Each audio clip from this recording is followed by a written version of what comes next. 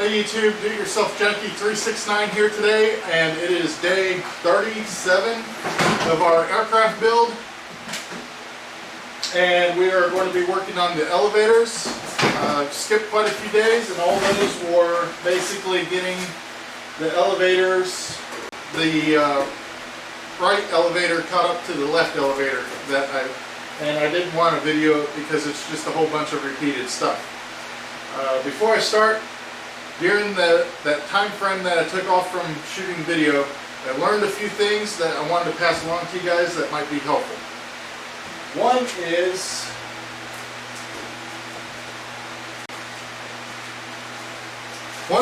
is about my back riveting plate here. It's about an 1/8 inch thick piece of mild steel. You probably won't be able to see it even when I bring it closer to the camera, but putting it on top of the plywood and back riveting is getting hit a lot, and it actually bent. So it was concaved on the top surface just enough that I didn't notice it, and when I put it underneath the part and push down on the rivet to back rivet, the rivet would stick out of the part just a little bit, or the skin would flex but the rib wouldn't flex, and that would push the two pieces apart just enough that really none of the rivet was sticking through and caused all sorts of problems. So I ended up getting another one, and also making sure that every once in a while I rotate them as one side becomes more concave than the other, and it's really hard to see, but it is bent right in here just a little bit. And this could be solved by getting maybe a 1/4 inch thick sheet if you have that laying around. Really, this is a bit too thin. Or if I put it on the concrete floor and did my back riveting with the concrete floor backer, that might help a lot too. So don't make that mistake. And if you see it happening, like your rivets look like they're not going far enough through the part after you've driven a rivet, check your plate, make sure it's still flat. For the next steps coming up, it tells you to make a bucking bar like this. I went ahead and just bought one from ATS. I think it was around 24 bucks maybe. And whenever you get it, go ahead and get other stuff with it to cut down on your shipping cost. But buying it was a lot cheaper than going out and finding the right material for this, and then spending all the time making it. Unless you value your time at like $5 an hour, you're not going to be able to do better than just going out and buying this. And I haven't used it yet, but it is for getting in here and riveting the trailing edge spar as you put the elevators together. So you definitely do need this part. You might be able to get away using something else, but it probably won't function as well. The crazy thing is, this is steel, and my tungsten bucking bar probably weighs more than this whole piece right here.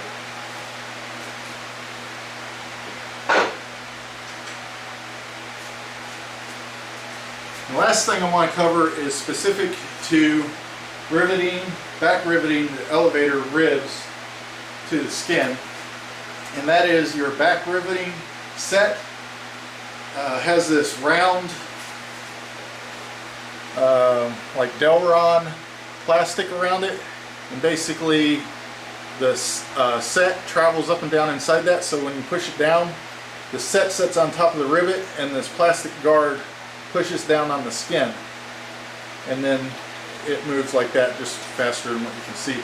And you might have noticed that I have one side shaved down, and that's for back riveting the skins on the elevator. If you do not do this, it will mess up your skins, and I'll show you what I'm talking about here.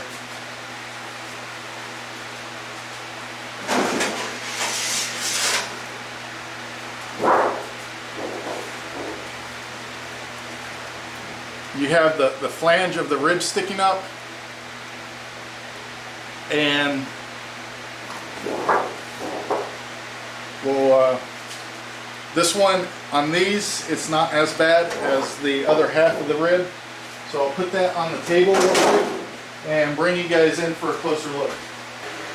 Okay, so here you have the flange and your back riveting down to the rib. If you don't shave the edge off this rivet set, what happens is when you come down and push on this, the plastic's either going to be far enough over that the rib will stick into, or the rivet will stick into the plastic there when you start hammering on it, and that'll mess up the plastic and cause it to jam and get stuck in this position. And the set's not really punching on the rivet, so it won't drive the rivet at all.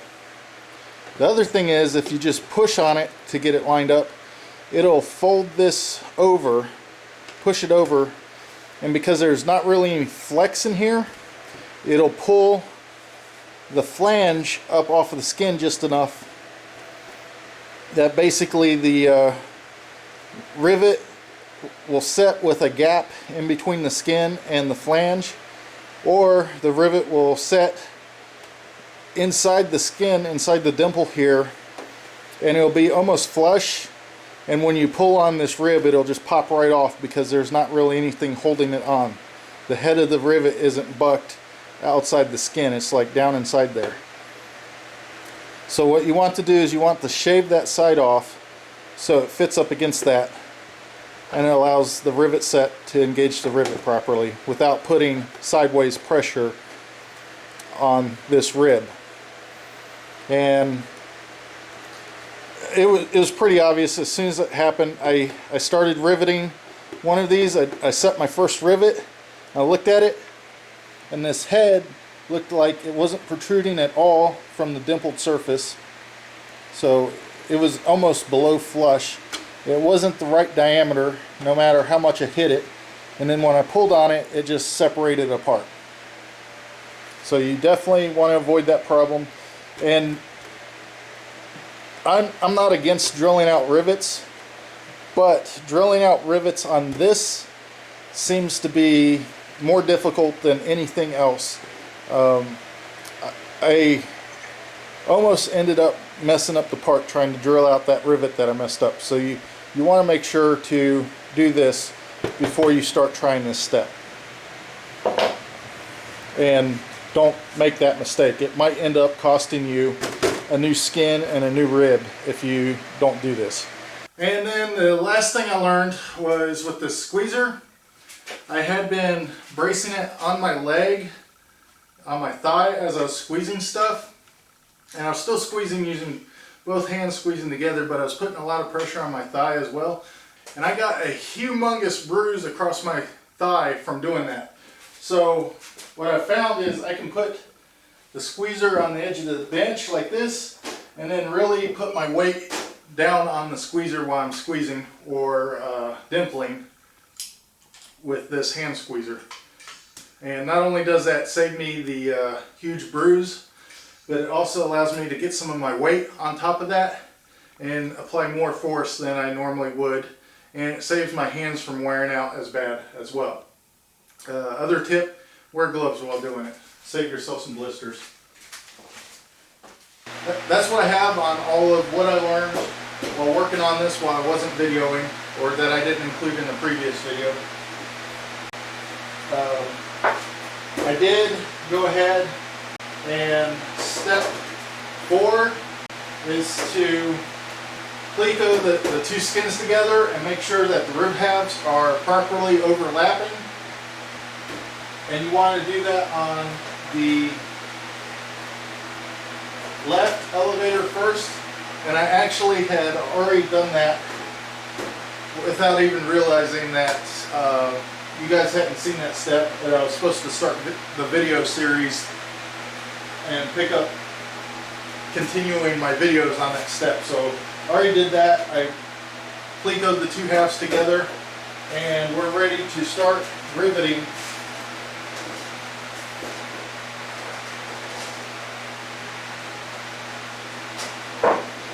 the trailing edge. And that's where this special bucking bar comes in. It's for getting up in there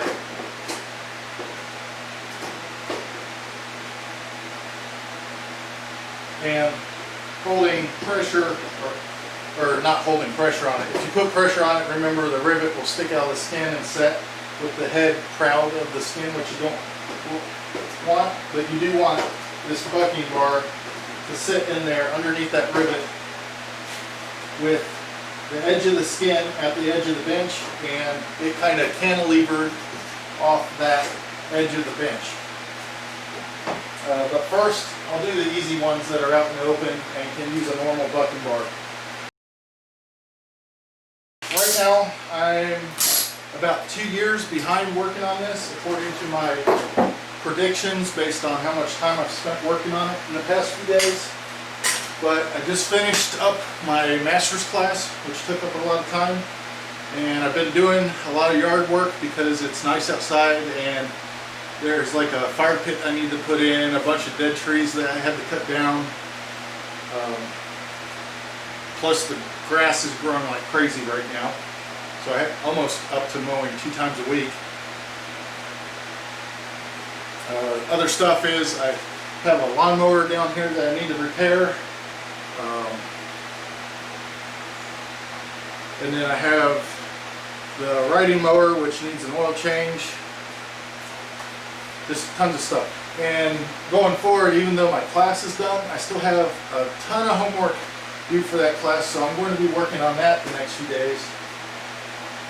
So even though this plane is sitting outside in my garage, really easy to access, there's a lot of stuff during this few weeks that has kept me from working on it, unfortunately.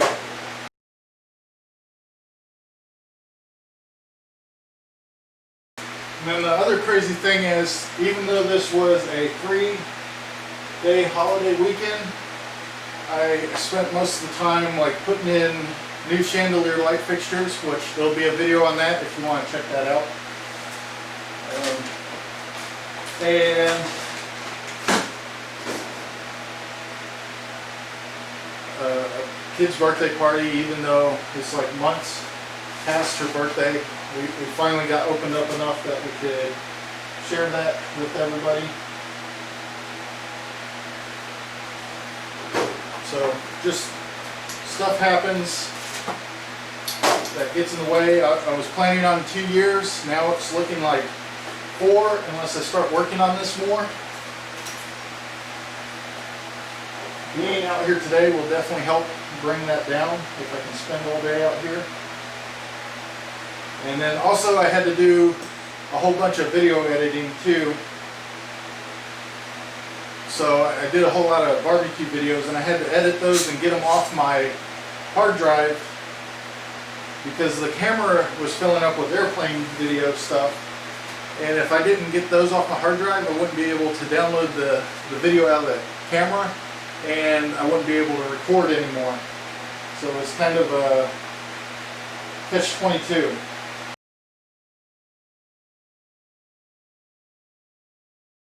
And also during that time, I did spend some time cleaning up the garage / workshop.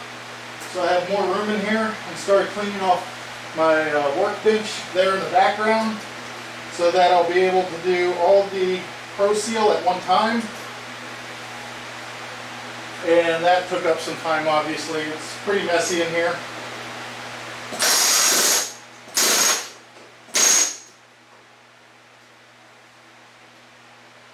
And somewhere in all of that, I managed to misplace my rivet gauge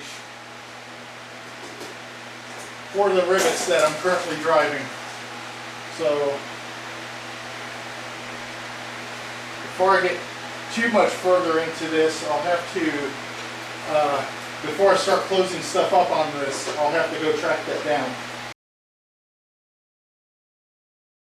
And then also right now my kids have kind of lost interest in building an airplane. I think they'll get more interested as I get further along in their stuff to see and stuff to help out with.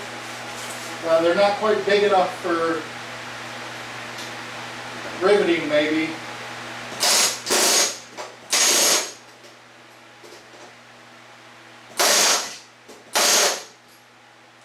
But they're on a huge Minecraft kick right now and always begging me to play Minecraft in my spare time rather than working on the airplane.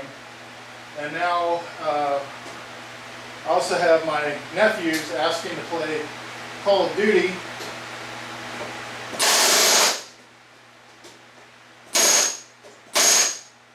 Which I like doing, but it always seems to line up with prime time that I have available to work on the airplane.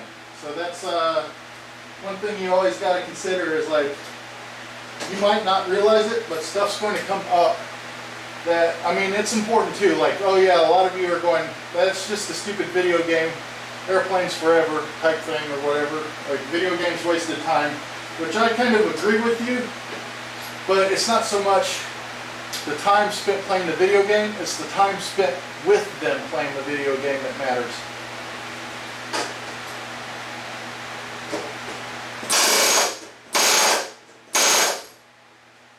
And they're probably always going to remember that as something that they like.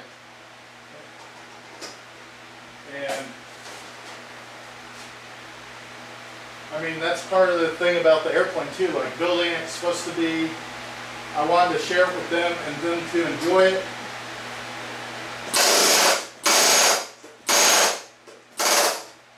And maybe even pass it down to one of them when they're old enough. And it'll be something that they always remember. So yeah, I'm working on it by myself right now, which seems counterintuitive, but there's plenty of times that they'll get to work on it and do stuff. And I don't want to force them into it, because then they'll just hate it and resent it rather than enjoying it. And they'll, like I said, there'll be plenty of time down the road that they'll get to do stuff and enjoy it. And then flying it, they both love flying. So hopefully, that's another thing, like with flying, I don't ever want to force them into flying. It's like, hey, let's go flying, and one of them goes, oh, I don't want to go. I might ask, like, hey, why not? But I'm not going to say, like, you have to go, you have to do this. Because then, from there on out, it'll just become something they hate doing, period. And it does help to go like, hey, we're going to fly to here and see something interesting. That way it's not solely about the flying. Because a lot of people aren't as psyched about just sitting in an airplane. It's like taking a non-car person and going like, hey, let's go for a drive. Unless you're going to actually go do or see something that interests them, driving in a car doesn't sound like fun. I'm a car guy, so for me it's like, heck, let's just go drive the car around the block all day long. I'd love to do that, especially if it's a fun car to drive.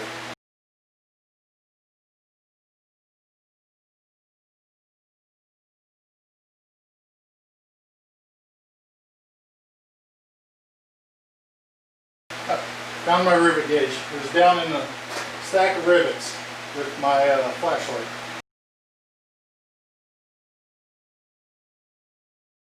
That was pretty good. Out of all of those, I only messed up one, and it was underdriven. So, real easy fix. Didn't have to drill it out, luckily.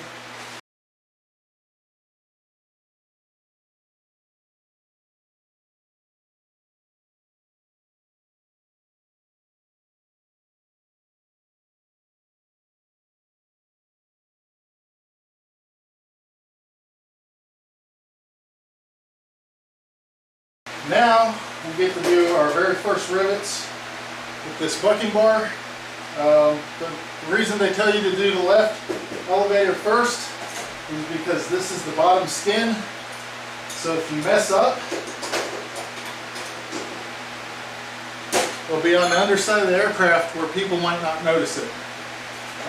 And messing up doesn't necessarily mean your aircraft is unsafe.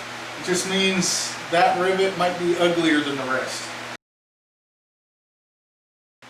Just remember this is cantilevered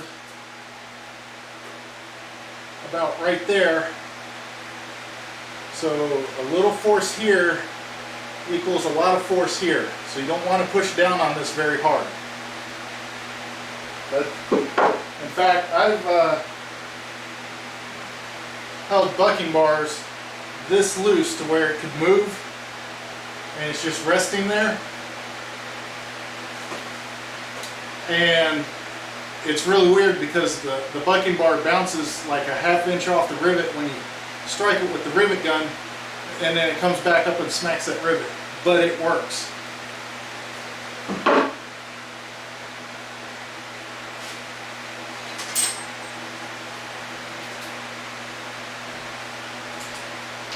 And there's not really a way to reach in there with the rivet gauge and check that. So hopefully you've done all these first to kind of get a feel for how it's going, how the gun is set up. And also that way you get used to looking at those, knowing that they're correct, and you can just look at that one and know that it's correct.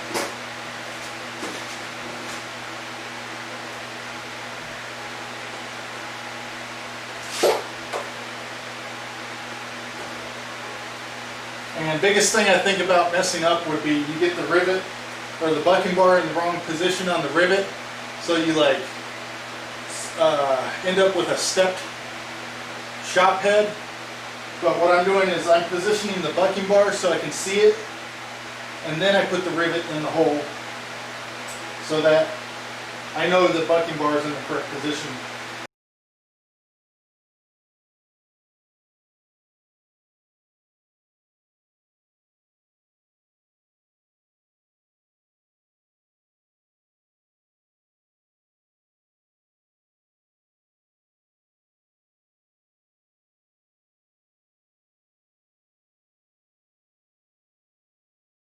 You might notice me checking every single one of these after I do it, which is kind of hard because I gotta stop, put stuff down, grab a flashlight, look in there. And it seems like it makes sense to do a whole run, check later, and then fix the ones that need to be fixed. But what I've noticed is it's a lot easier to tell what rivet you're supposed to be looking at and which one you need to be fixing if it's sitting next to a cleco. Otherwise you gotta sit there and count, and hopefully you didn't miscount or skip one or get out of order or anything else that could possibly go wrong. So it takes a little bit longer to do it this way, but in the end I think it's saving myself a lot of headache than try to go back and figure out which one of these rivets was underdriven.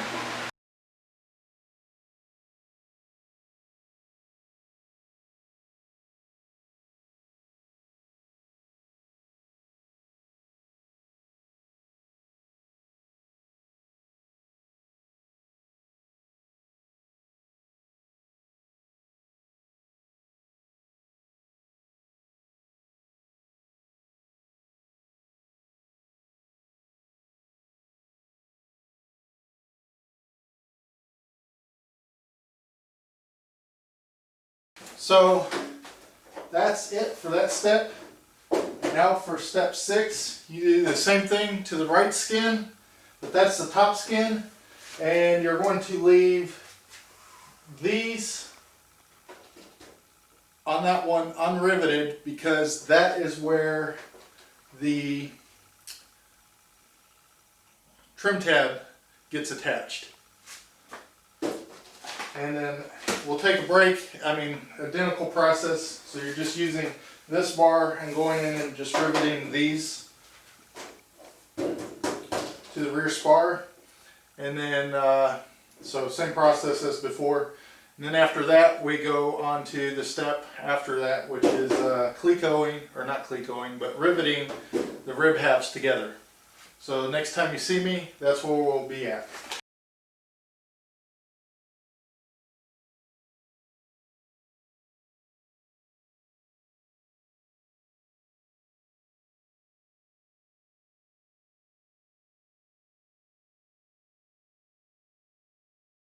Okay, so now that we have the trailing edge or the rear spar on both riveted, I did one last check in here to make sure that the rib halves are set up correctly, and it's time to go ahead with step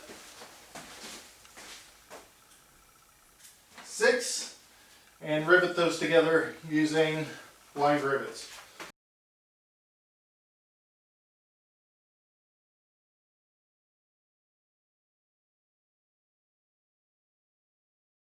Okay, and that was pretty interesting.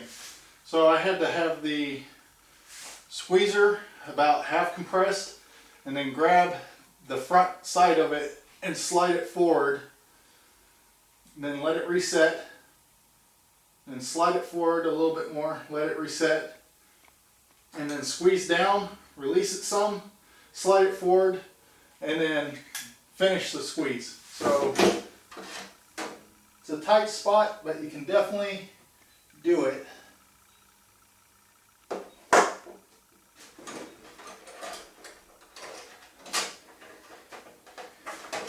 Just takes a little bit of finagling to get it in there. So basically you have the rivet half squeezed, or not the rivet half squeezed, but you have the squeezer halfway squeezed, and then you can jam that rivet in there.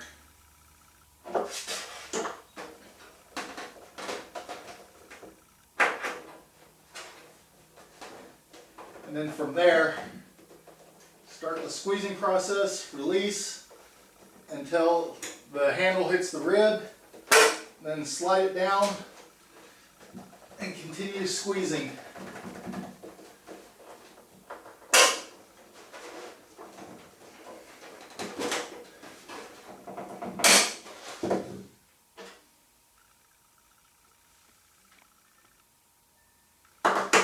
And that noise you're hearing is basically the teeth are engaged there, and I'm forcing them apart to slide the mandrel further into the squeezer.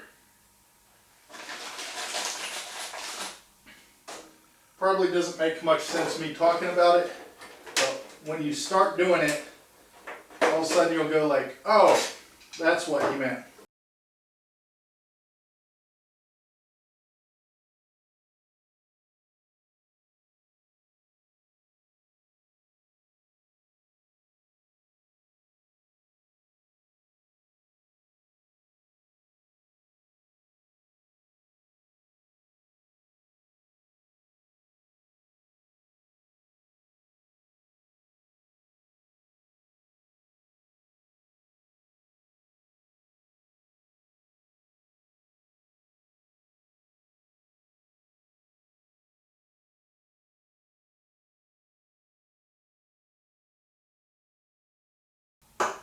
You might notice I'm only doing 3 per rib. I'm leaving this outmost one right now. I've asked my wife if she wanted to squeeze some rivets on here, and I'm saving the easy ones for her. So hopefully she comes out and does that.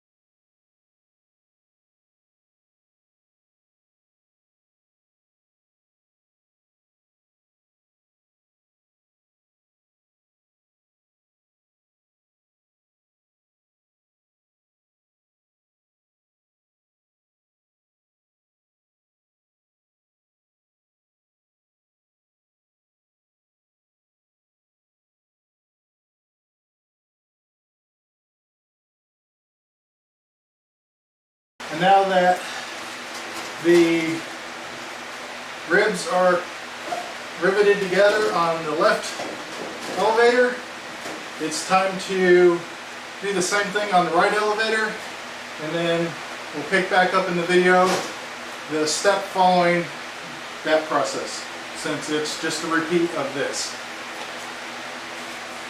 Okay, so now that we have the rib halves riveted together on both the left and right, we are on page 13, step 1, which is basically cleco in the front spar for the right and left elevator.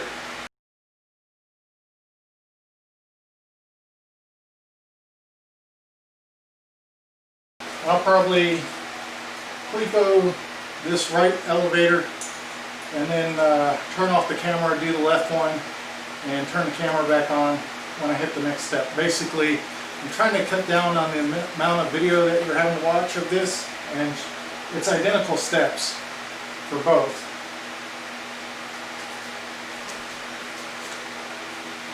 And then also it cuts down on the amount of video that I have to edit. So that way I'll get the video out to you guys faster.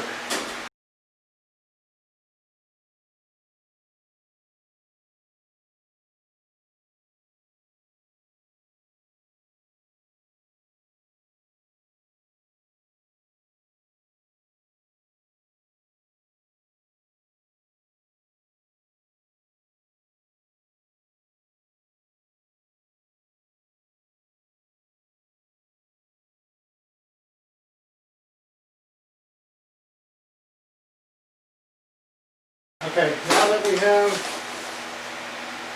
this piece rivet or clecoed in place, step 2 is to use the blind rivets to attach the front spar to the rib flange.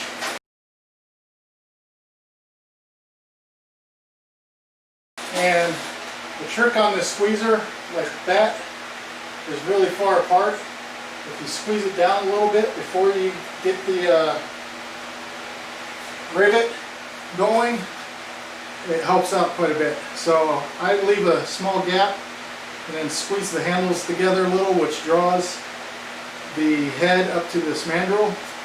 I haven't started squeezing it yet, I'm just holding it there, and the handles are close together. And same thing when resetting, you don't have to let it expand all the way apart. And then, so here I let it expand until it's comfortable, and then push down on the head to reset the grip.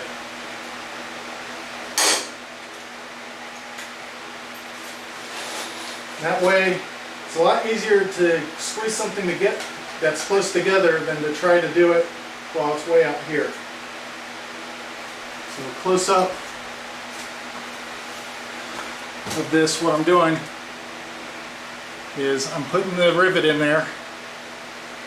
So I'm leaving about a 1/4 inch gap, and then I start squeezing the handle together, and then I just hold it there, insert it in the hole, and then I squeeze, reset the here, which will push this back out a little bit. So you'll reset, and then you'll push the squeezer further down onto the rivet, and then you'll squeeze again.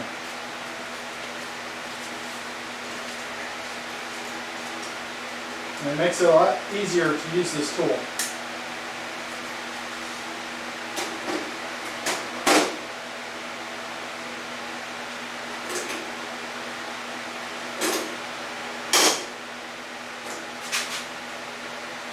And after you try that method and see how well it feels, there probably won't be any reason for you to really get a pneumatic squeezer, where you'll reconsider a pneumatic squeezer.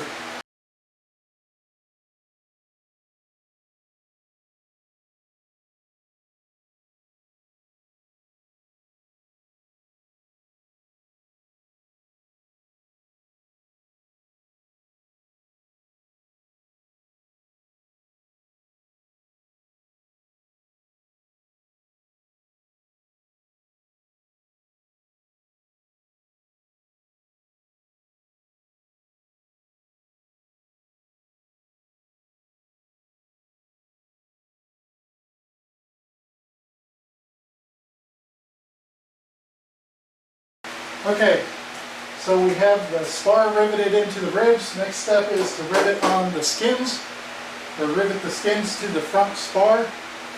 But you want to leave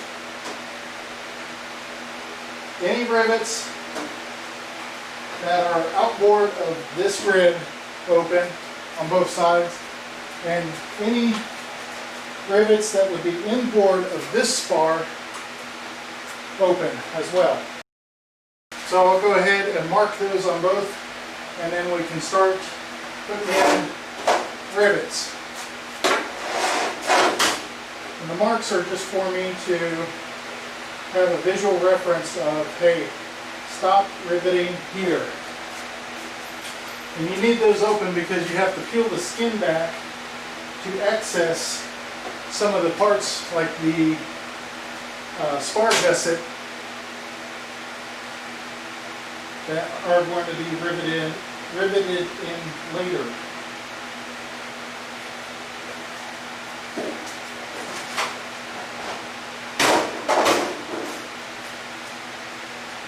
And from there we just use the rivets that are called out in the plans.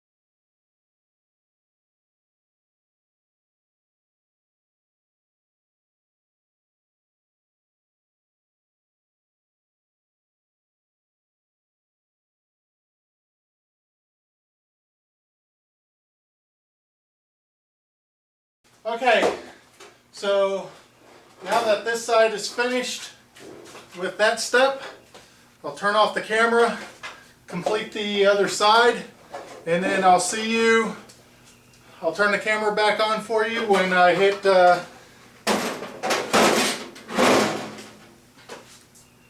page 14, which will be the next step after this. Okay, so we've got both elevator assemblies riveted together. Now we're on page 14, and first step is to rivet the end spar. Is that what it's called? root rib, this end piece here, to the rear spar.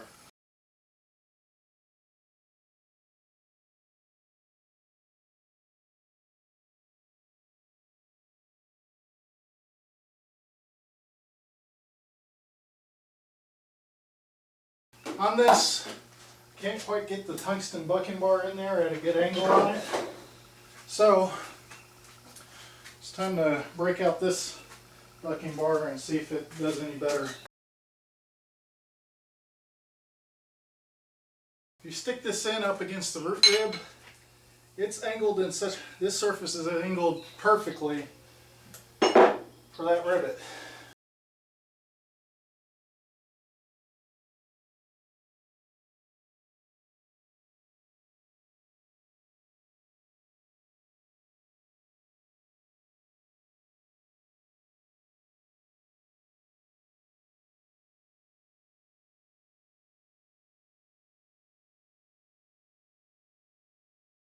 Now it's time to rivet the gusset.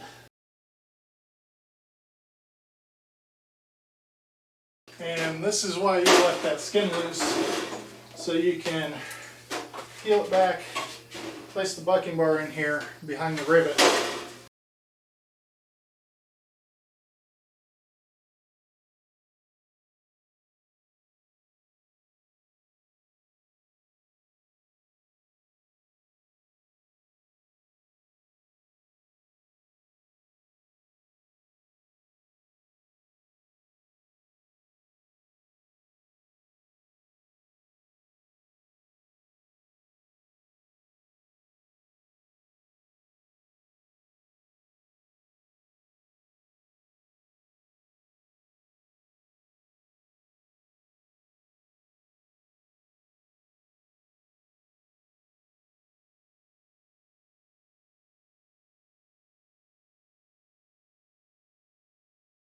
I feel like this gusset would be a lot easier to rivet in before you rivet the root rib to the rear spar, and then there's a rivet head in the way of your rivet set. The only way that wouldn't be a problem, I guess if you were using a squeezer, well, it's still in the way of using a squeezer.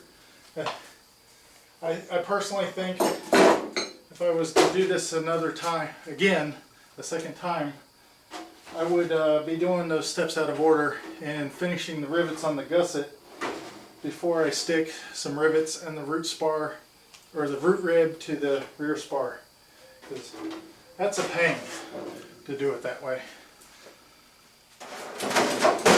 The rivet head that you just put in there in the previous step is right in the way of everything.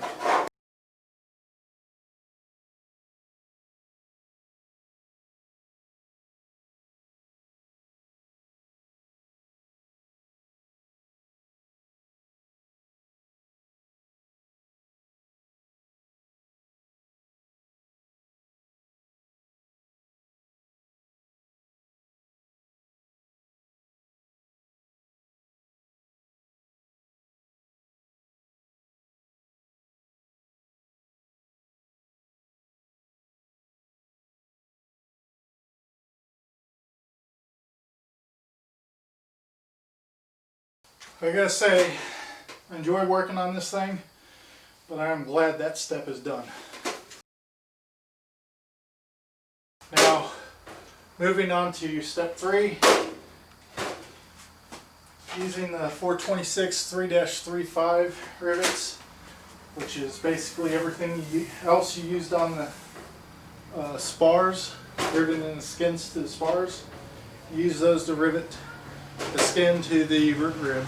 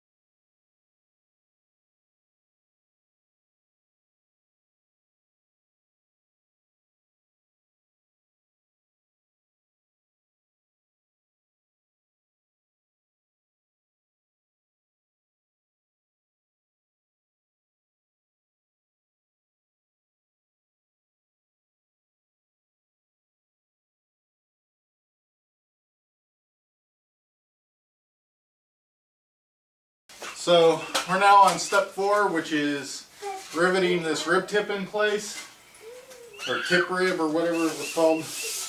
Let me look at that. Yeah, tip rib. And just like that, my free help was stolen by a dog.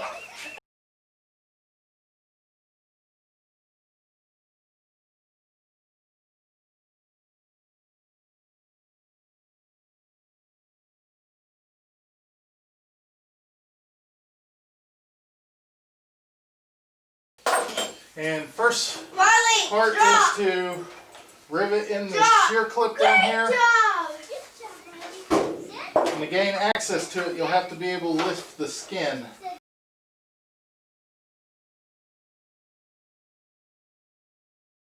And in the rivet call out, it said 6 places.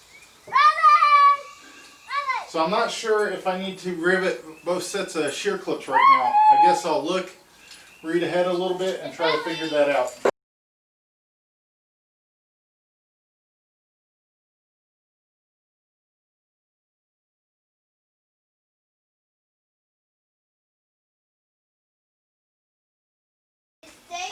I think that 6 places they're calling out on the shear clip must be a mistake. There's only 2 shear clips on each end with 4 rivets total.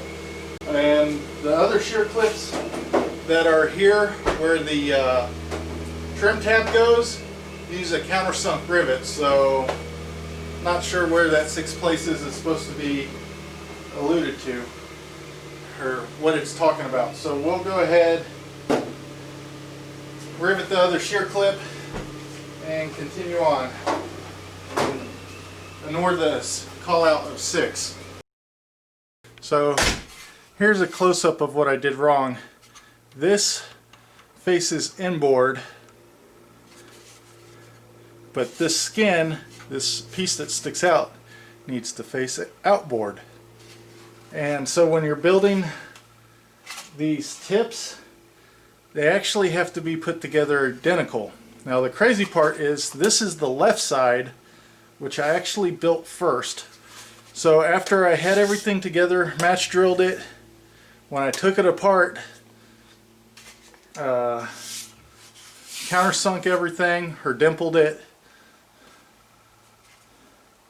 When I put it back together, I wasn't paying attention, and I put this piece on upside down.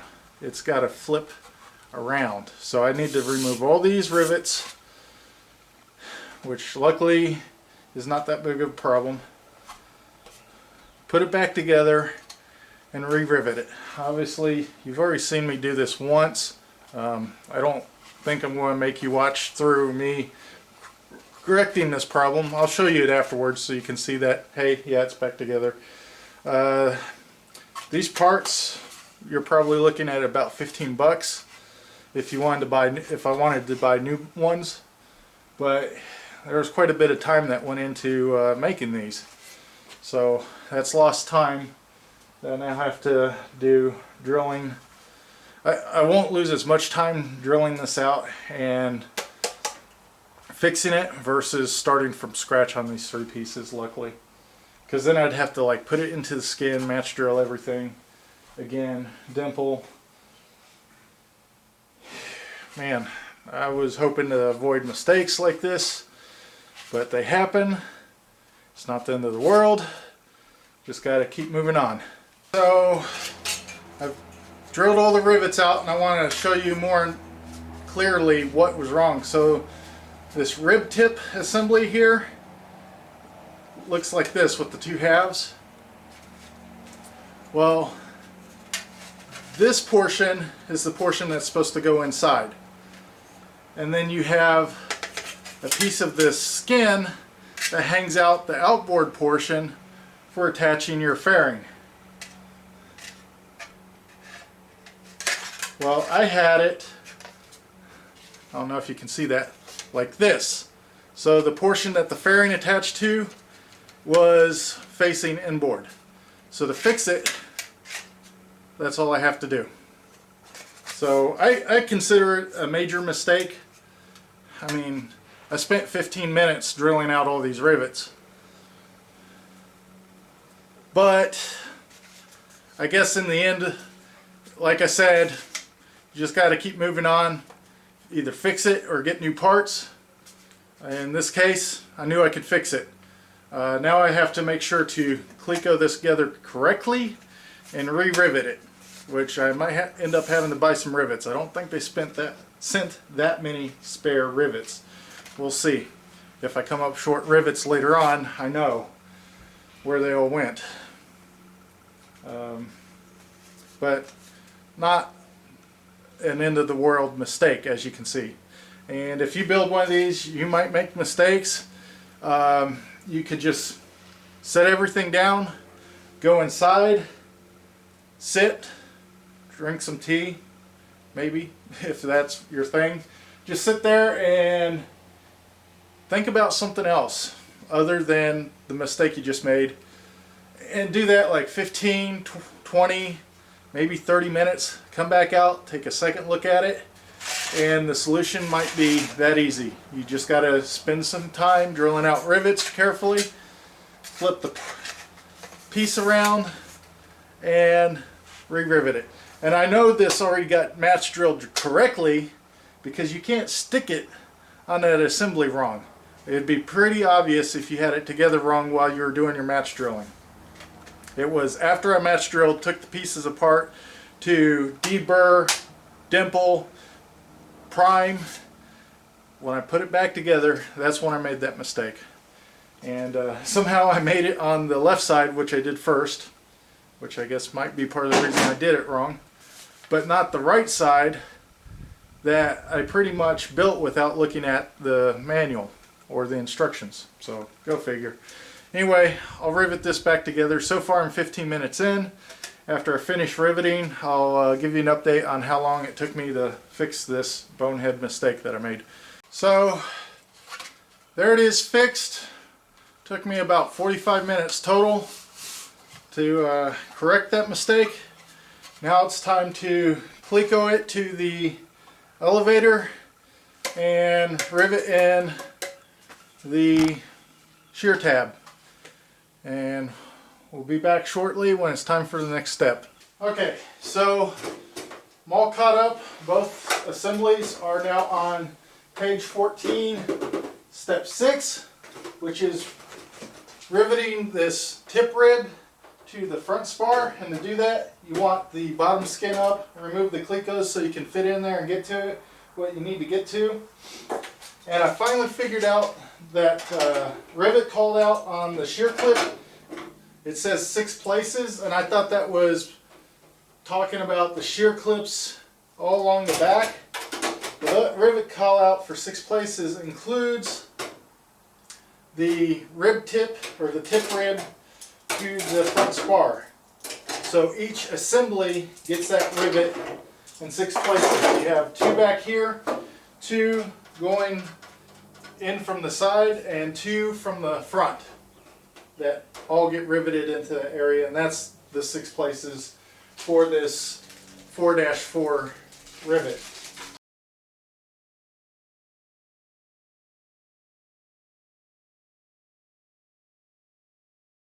Okay, I was going to do the front first, but it looks like for that I would need the double offset rivet set.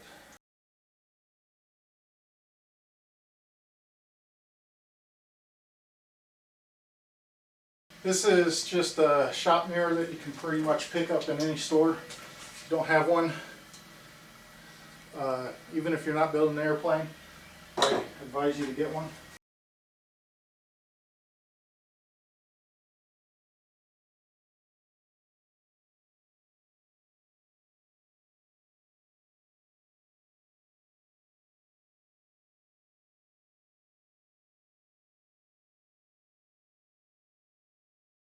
Okay, so that's done. I just need to do the other one, and then we'll move on to the next step. Okay, Once that stuff's completed, next step is basically to rivet the top skin to the tip rib. And basically don't rivet anything aft of the rear spar, because that is where you're going to need play in that for inserting the elevator trailing edge.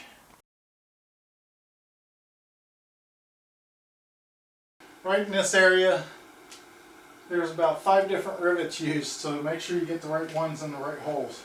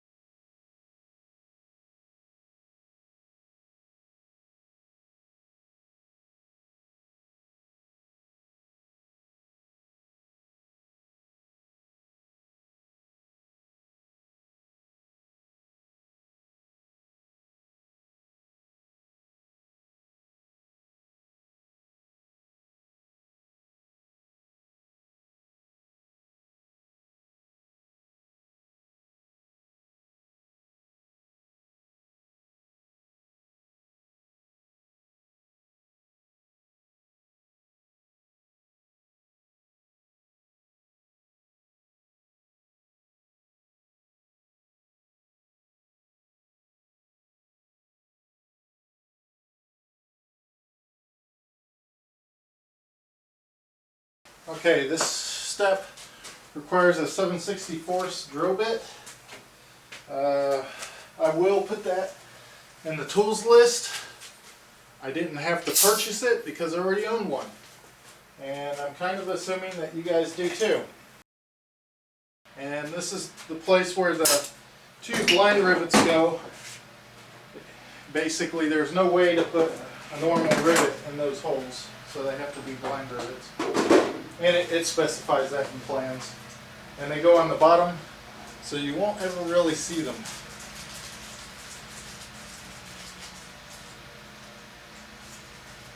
Or, well, people walking by your plane might not see them. You'll probably see them if you're doing a good walk around or pre-flight. Pretty nice. They're flush blind rivets, which I think is kind of cool. I hadn't ever seen these before. And with that, this elevator is ready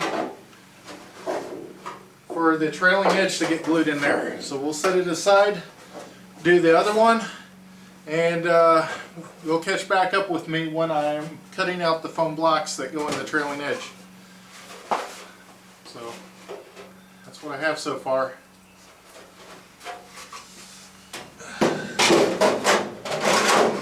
But right now I need to take care of this one and do the same thing. Okay, so we've completed step 6. We're now on page 14, step 7.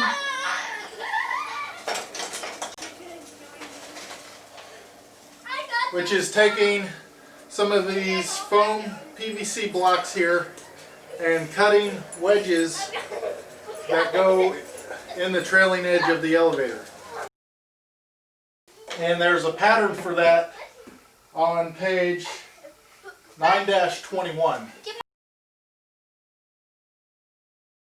Before you use these templates, they have to be 1-to-1, and there's measurements on here that you need to check. And the printed page in your plans is just a little bit small. It looks like it's ½ inch small. So I guess I'm going to take this in. I've got a copying machine, and I'm going to try to make it the right size. Hey guys, I might have an idea. It might not work, but So since I have to do that,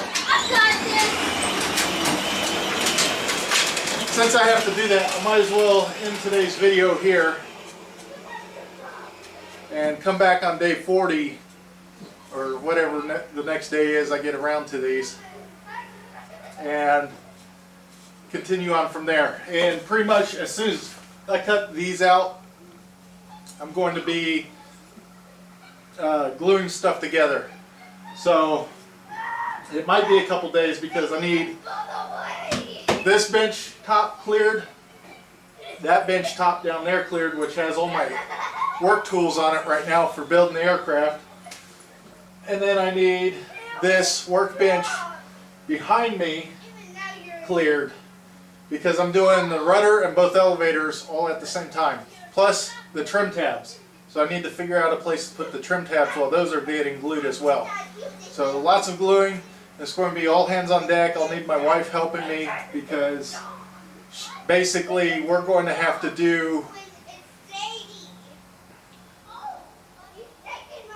both elevators and then hurry up and do the rudder before the set time, which the website says what I bought has like an hour cure time, but the part number on what I actually received says I have ½ an hour cure time. So basically I need to do those 3 things in about 10 minutes apiece, which the elevator shouldn't take up too much time, but the rudder, if you remember me talking about it, I don't know if I did, you have to go in there and put the glue on and then slowly walk your way down, attaching the 2 halves of the rudder together before the glue dries. So hopefully everything goes okay. Other than that, I don't have anything else going on really. Just got to clean up the garage and get everything ready to go. Hoped you enjoyed the video. Please hit the like button if you did. Think about subscribing if you haven't. I'm currently at 149. I'll have to think of something to do. Maybe I'll just ignore 150 other than making a short announcement like, yay, thank you everyone. And those 149 subscribers that have subscribed so far, thanks, you guys are awesome. I honestly didn't think I would have that many subscribers. And hopefully it keeps growing.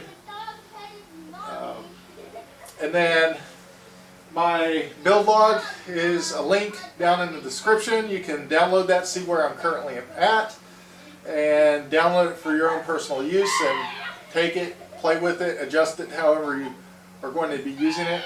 I think an additional thing I'm going to start doing, well, after I get off the empennage anyway, I'll break down the hours in a pie chart by kit. That way you guys have visibility, easy visibility of like how long did it take them for each kit. Right now it doesn't matter because I'm in the empennage. I guess I could also break it down by component, which might be interesting. Actually, I might do that. We'll see. There'll be a lot of little slices of pie in there. Or maybe I'll do one overall plain kit-wise and then one for components for each kit. I think I like that idea better. Anyway, as I said, thanks for watching. check out that build log. And if you are purchasing your own kit and you thought these videos were helpful, please use my builder's number, which is also in the description. Vans will send me $100. It costs you nothing other than the purchase of your kit. They don't tack on any extra money. It's a finder's fee that they like putting out there, because a lot of their advertisement is solely word of mouth. You either see them at a fly-in or somebody tells you about it. This is how you find out about Vans aircraft and how great they are. So, again, thanks for watching. See you in the next video.